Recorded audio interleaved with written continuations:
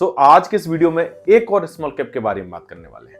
जैसा कि आप जान रहे हैं स्मॉल कैप की अभी सीरीज चल रही है और हम हर एक कंपनी के स्मॉल कैप के बारे में बात कर रहे हैं। आज के इस वीडियो में बात करने वाले हैं एचडीएफसी के स्मॉल कैप के बारे में।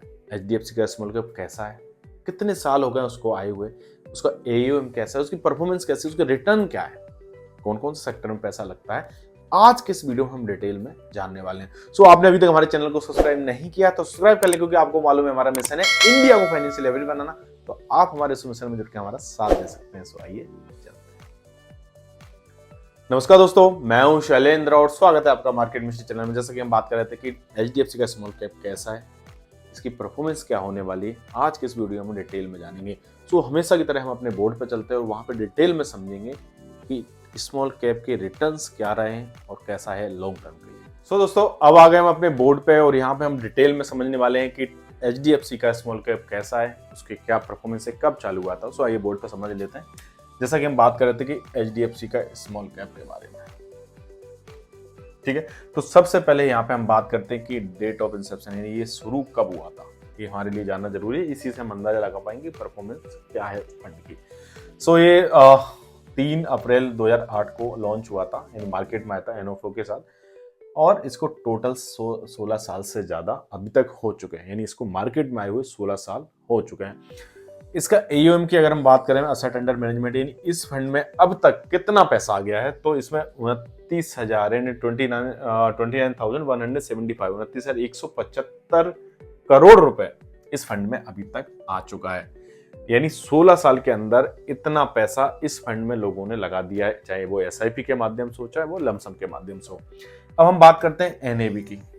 इसकी इन 16 सालों में एनएबी क्या हुई है, 132 रुपए 75 पैसे की। यानी जैसे कि हम हर बार बताते हैं और पहले भी बताया कि एनएफओ जब आता है, यानी जब 2008 में जो फंड आया होगा, तब इसकी एनएबी रही होगी 10 रुपए रही होगी। तो इन 16 सालों में 10 रुपए से लेके एनएबी 132 रुपए की हो चुकी है। इससे हम एक चीज देख सकते हैं कि इस फंड में ग्रोथ है और कंसिस्टेंसी अगर हम देखें तो काफी अच्छा मुनाफा हुआ है। 10 रुपए में किसी ने 2008 में खरीदा होगा इसको, तो आज उसका वो 10 रुपए 132 रुपए हो गया है। अब हम इसमें बात करते हैं, जैसा कि हमेशा की तरह, एसेट एलोकेशन। ये हमारे लिए जानना जरूरी है, क्योंकि जब भी हम कोई भी फंड में पैसा लगाते हैं, यानी हम घर एसआईपी कर रहे हैं या हम लमसम कर रहे हैं, तो हमें ये मालूम होना चाहिए कि हमारा पैसा जा कहाँ रहा है, रिटर्न कहाँ से आएगा। तो इस फंड में स्मॉल कैप में अगर बात करें, जैसा कि आप जानते हैं स्मॉल कैप में रिस्क ज्यादा होता है हमेशा। क्यों रिस्क होता है? क्योंकि छोटे कैप की कंपनियां होती हैं और मार्केट के उतार चढ़ाव उन पर बहुत ज्यादा फर्क पड़ता है। इसके कारण कभी भी मार्केट गिरता है तो बहुत ज्यादा गिरते हैं, कभी मार्केट बढ़ता है तो बढ़ते हैं। तो रिटर्न और रिस्क दोनों ही बहुत ज्यादा होते हैं। तो इसमें हमारे लिए जानना जरूरी है कि इसका एलोकेशन कैसा है। तो इक्विटी की अगर हम बात करें तो इसमें इक्विटी में करीबन 91% पैसा आपका लगा है। यानी 100 रुपए आपके लगे हैं इस फंड में, तो 100 रुपए में से 91 रुपए यानी 91 रुपीज आपके इक्विटी में लगे हुए हैं। बाकी के 9% आपके अदर्स में जैसे हमने पहले ही बताया था, जैसे डिवेंचर हो गया, गवर्नमेंट के सिक्योरिटीज हो गए, बॉन्ड्स हो गए, इन सारी चीजों में डेट्स वगैरह में लगता है। बाकी 91 प्योर इक्विटी में लगा हुआ है। तो ये अच्छी बात है, क्योंकि इक्विटी में जो पैसा लगता है उसमें रिटर्न्स हमेशा अच्छे रहते हैं। इसीलिए स्मॉल कैप में रिटर्न्स हमेशा आपको अच्छे देखने को मिलते हैं लॉन्ग टर्म में। अब हम बात करते हैं असेट एलोकेशन की बात करें, तो अब हमें ये जानना जरूरी है कि अगर हमारा पैसा इक्विटी में लगा, तो कौन से वो सेक्टर हैं जहां हमारा पैसा ज्यादा डला, जिससे हम पता कर सकें वो सेक्टर किस तरीके परफॉर्म कर रहे हैं अभी मार्केट में। तो हमने हमेशा की तरह टॉप 5 सेक्टर निकाले जिसमें आपका पैसा लगा है इस फंड के माध्यम से। सबसे पहले इसमें देखें, बैंक में सबसे ज्यादा इन्होंने पैसा लगाया 9.5% का। यानी बैंक इस फंड का, एचडीएफसी स्मॉल कैप फंड का जो सबसे ज्यादा पैसा जाता है 91 इक्विटी में जा रहा है, उसमें सबसे ज्यादा पैसा जा रहा है बैंक में। यानी बैंक के हिसाब में तो 9.5% जा रहा है। कंस्ट्रक्शन की जो भी है कंपनियां हैं उनमें 7.5% 7.5% के आसपास जा रहा है।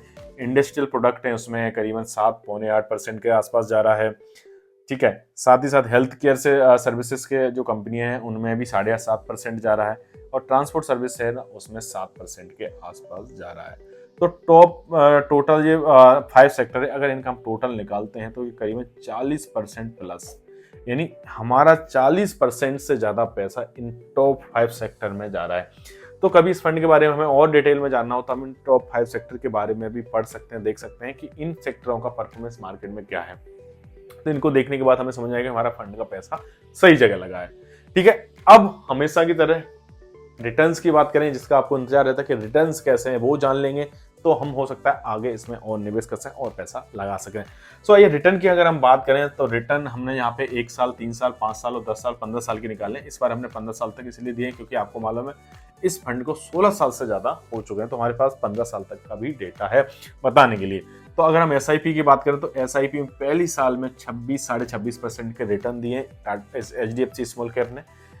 तीसरी साल में अगर हम बात करें तो 28% के रिटर्न आए हैं, 5 साल में 31-32% के रिटर्न आए, 10 साल में 21 से 21.5% के रिटर्न आए और 15 साल में 19-19.5% के रिटर्न आए हैं। यानी हम एवरेज एक रिटर्न देखें 15 साल में तो 19-19% के रिटर्न आए, जो कि काफी अच्छा रिटर्न है। क्यों काफी अच्छा रिटर्न है मैं वीडियो के अंत में बताता हूं आपको। इसमें हम लमसम की अगर हम बात करें, यानी एसआईपी हो गया, अभी लमसम है, वो 1 साल पैसा डालते हैं। लमसम में हम देखें इसके रिटर्न तो करीबन 44%, 44.5% आए पहली साल में।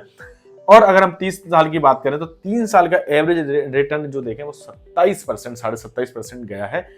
5 साल का एवरेज रिटर्न अगर हम देखें तो 26%, यानी 25.86 है, तो हम इसको 26% रिटर्न देख सकते हैं 5 साल में। 10 साल में ऐसा 20% और साथ ही साथ 15 साल में 19% रिटर्न आए हैं। ये काफी अट्रैक्टिव और काफी अच्छे रिटर्न माने जाते हैं। अगर हमको ये रिटर्न मिलना है तो हमारा पैसा काफी अच्छा बनता है। हालांकि हमने पहले भी बहुत सारे वीडियो बनाए एसआईपी के ऊपर, और अगर आपने उनको देखे, हमने उसमें कैलकुलेटर के माध्यम से कि आपकी कितना इन्वेस्ट करना चाहते हैं एसआईपी में, उसमें कितना पैसा बनेगा, वो हमने सब बताया। इन फंडों को भी हम कैलकुलेट करके आगे आपको बताएंगे। लेकिन अगर हम इसके रिटर्न्स की बात करें तो रिटर्न्स काफी अच्छे दिए हैं एचडीएफसी के स्मॉल कैप में।